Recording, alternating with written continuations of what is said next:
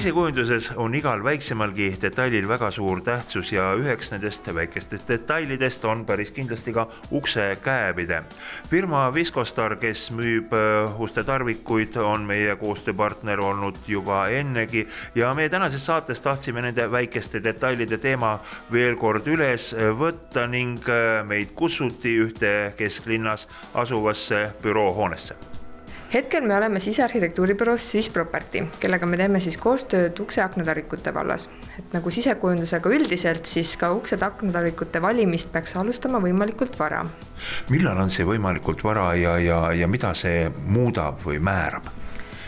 Võimalikult vara tähendab siis ukse-aknatarvikute valimist ennem ukse tellimist.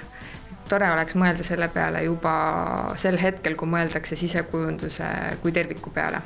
Kui jätta tarvikute valimine hilja peale, siis võib kitseneda oluliselt tarvikute hulk, mida sellel uksel kasutada saab. Kliendil jäävad ära sellised toredad võimalused nagu kasutada magnetlukku, peithinge või tavapärasest eksklusiivsemat ukselinki. Siin sellel samal nõupidamiste ruumil, kus me sinuga juttu ajame, on ka võib-olla hästi huvitav uks tavainimese vaatevinklist. Kommenteeri natuke seda ust tervikuna.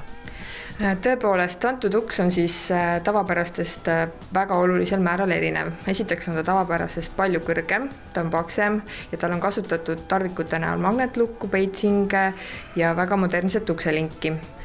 Seda kõike ei oleks saanud siin kasutada, kui ei oleks seda planeeritud väga algusjärgus.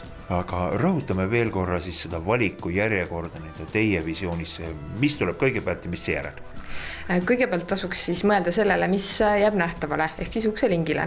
Et valides välja endale meelepärase ukselingi, siis sinna juurde leiab lukukorpuse ja hinged enamus juhtudel alati. Ja uks siis kõige lisaks. Milline peaks olema asjade käik ruumi kavandamisel nüüd teie seisukohalt? Juhul, kui koostööd tehakse sisekujundaja või sisearhitektiga, siis on kindlasti tema seisik, kes oskab selles osas head nõu anda. Alustama peaks kindlasti ukselingist, sest et see on detail, mis jääb nähtavale ja teie kodu kaunistama aastateks.